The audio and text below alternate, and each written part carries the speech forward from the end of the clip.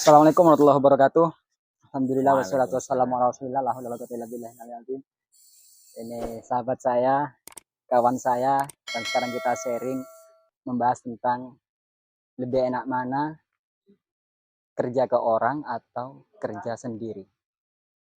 Di zaman sekarang ini kita udah banyak, boy, perusahaan-perusahaan, lowongan kerja susah. Nah, sekarang langsung saja tanpa basa-basi, menurut antum ini, Iya. enak ikut orang atau usaha sendiri, yang penting nggak dikekang oleh aturan atasan dan segala macam. Gimana menurut antum, Boy? Oke, terima kasih Mas Ahmad. Waalaikumsalam. Sehat selalu. Amin.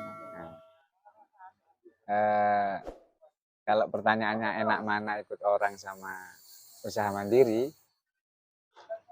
ya enggak ada yang enak. Nggak ada enak. Enggak ada yang enak. Kalau pertanyaannya Mas Ahmad, enak loh ya. Ya enggak ada yang enak. Oh iya. Iya. Pertanyaannya berarti harus diubah ini. Aturlah pertanyaan kira-kira yang layak apa kira-kira pertanyaan yang layak. Intinya enggak ada yang enak. Semua penuh tanggung jawab, semuanya penuh tekanan, semua butuh manajemen diri, manajemen waktu. Kalau ikut orang menjadi karyawan, mungkin separuh waktu kita diatur perusahaan. Tapi kalau mandiri, kita manajemen sendiri. Gitu. Dari soal waktu, lebih enak mana? Lebih enak lagi. Lebih Ini dulu. Lebih apa ya, Boy? Maksudnya lebih ke diri sendiri tuh loh, lebih tentram mana, lebih damai mana? Oke. Jadi kalau masalah tentrem, artinya Tenang gitu. Tenang ya. Itu secara person saya ya mending mandiri. Karena di situ kita akan memanage waktu secara mandiri. Ya kan? Tapi kamu lebih milih kerja sendiri daripada ikut orang?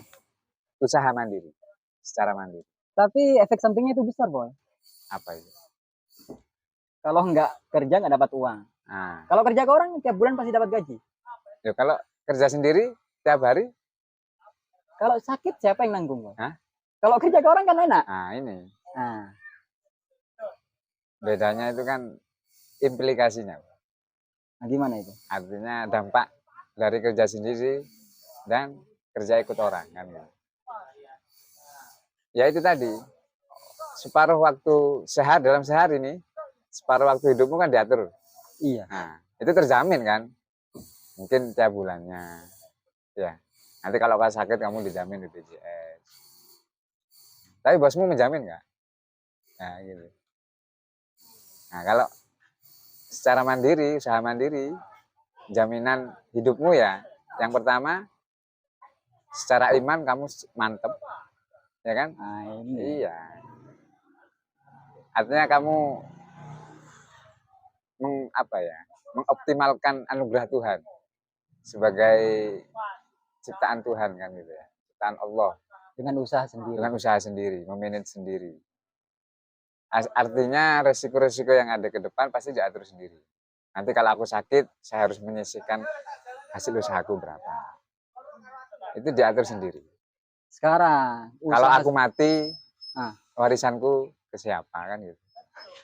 Kalau ikut orang, kalau aku mati, perusahaan cari ganti siapa? Ya Allah. Itu loh, Pak. Iya. Cuman mau usaha apa sekarang ini, Pak? Kalau usaha mandiri itu, Pak. Dan ini, Pak, mohon maaf. Orang-orang lebih jenjang pendidikan dikejar itu untuk kerja ke orang, Pak. Itu gimana, Boy? Menurutku sih, Boy, dalam usia muda, dalam usia pembelajaran dari pengalaman sekarang, mulai pendidikan kan dari umur 5 tahun sampai 22 tahun, sampai kuliah. Nah, itu kan itu formal. Itu pun isinya belajar, tugas.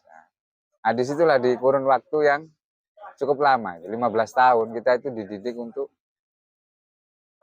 mengikuti aturan-aturan.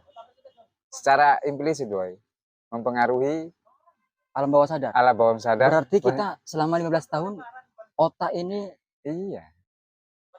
Mengikuti aturan. Iya, terikat aturan terus. Terdoktrin terus, iya. Akhirnya kita sudah Akhirnya terbiasa ketika diatur, lulus, ya. cari aturan. Cari aturan, cari orang yang Tidak mengatur bisa, kita. tidak bisa membuat aturan. Wah, iya. Iya, boy. Ya itu implikasinya sih. Ya. Benar. Sepinter-pinter apapun seorang pelajar sampai lulus kuliah, pasti dia akan mencari korporasi. Dia akan cari tempat-tempat di mana aturan berlaku. Gitu ya. Tapi tidak mampu membuat aturan. Dan rata-rata orang pengusaha itu, boy, yang nggak mau diatur, itu nggak sekolah, boy. Iya. Banyak lah pengusaha-pengusaha. Berarti sekolah ini dampaknya terikat aturan itu ya, boy. Malah orang-orang nggak pernah sekolah itu yang bikin aturan-aturan.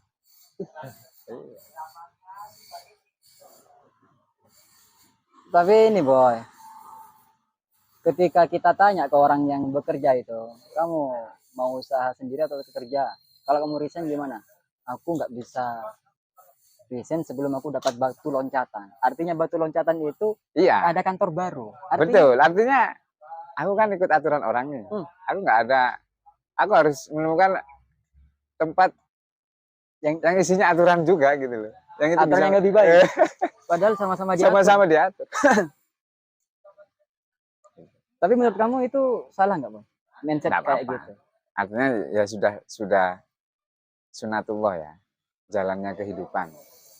Tuh. Masa kita mau usaha mandiri semua, nggak ada yang kantoran, kan nggak benar juga. Tapi memang harus ada aturan sih. Aturan penting karena apa? Kalau dalam kehidupannya nggak ada aturan, barbar dunia. Barbar. Iya. Artinya kita itu bebas, tapi terikat dengan kebebasan orang lain. Pendidikan penting, tetap penting sampai kuliah, sampai harus ada. Cuma yang menjadi dampak terburuknya itu kan secara doktrinal selama 15 tahun kita terdidik itu kan dampak buruknya kan kita tidak kreatif, tidak berani, ide itu tidak tajam, ya kan? Betul. Iya. Makanya jangan bangga, Bu. Ada teman-teman kuliah sampai S2, tapi nanti setelah kuliah ikut orang. Tidak mempunyai terobosan baru.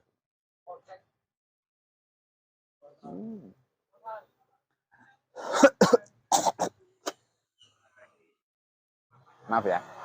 Aku sempat gini, boy. Iya. Orang yang kerja mandiri itu, betul kata antum tadi, boy. Imannya itu. Iya. Itu pengaruh juga, boy. Iya, bermain di iman itu, boy. Kalau imannya, bayangin kamu ditekan perusahaan sama ditekan, artinya semua yang kamu usahakan itu atas iman, ya kan? Iya.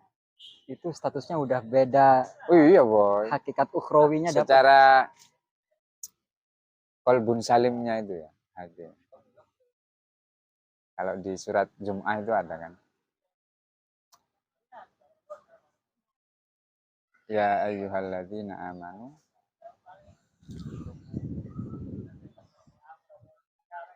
kembalilah kepadaku wahai hati orang-orang yang irji'i ila rabbiki radiyatan mardiyah farji'i ila rabbika fadkhuli fi ibadi. Sebelumnya apa itu? Ya ayyuhan nafsul mutmainnah. Mutmainnahnya itu. Dalam perjalanan hidup itu kita harus melatih itu. Mutmainnah. Bukan mengejar itu ya, Siti Mutmainnah ya. Definisi mutmainnah gimana, boy? Maksudnya? Itu ketenangan batin dalam setiap tekanan. Tapi soal ngebahas batin, ketenangan, nggak ada yang tenang di dunia ini, Bos. Kamu Nggak ada nih, yang tenang. kamu ya dikomplain orang, Ah, oh nggak tenang. nggak tenang, Kerja ke orang ditekan atasan nggak tenang. nggak tenang. Usaha sendiri nggak ada penghasilan. Waktunya sholat, Nah itu, sampai kan? Bos.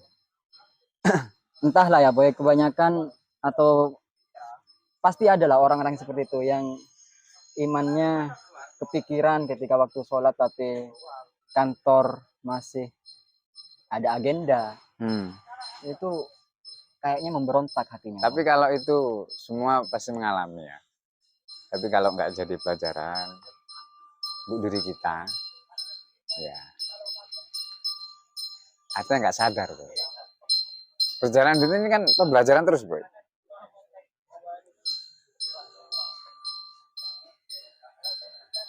Pembelajaran terus, bagaimana melatih hati kita, melatih langkah-langkah kita, melihat, membaca. Makanya setiap keadaan pasti berubah.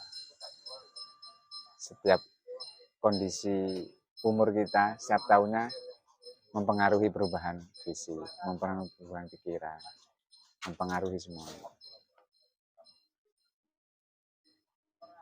Bagi saya, keuntungan yang lebih besar dalam usaha sendiri, mandiri, itu akan mengenali diri sendiri lebih baik daripada kita menjadi karyawan. Karena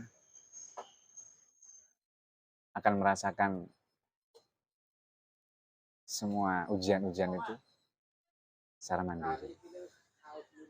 Dan itu akan berdampak pada sikap mental, ya, lebih dewasa nanti. lebih dewasa, dan akan mempengaruhi orang-orang di sekitar itu.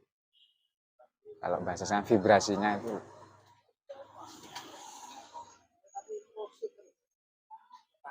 Tapi kalau gagal pun itu stresnya luar biasa, Bos. Iya. Sekarang saran dari antum ini bagi orang-orang yang punya usaha mandiri atau yang orang kantoran itu gimana? Menurut kamu sendiri, Boy? Karena saya masih jadi karyawan, Boy. Ya, perhatikan, pelajari apa yang ada di perusahaan. Sekarang Amati orang mukmin yang statusnya jadi karyawan itu harusnya bagaimana? Karyawan yang mukmin itu harusnya bagaimana? Karyawan yang berlandaskan Islam itu yang bagaimana? Kita muslim nih. Ternyata kita menjadi karyawan. Nah, kita harus bagaimana selaku karyawan yang ya ikuti Islam. saja.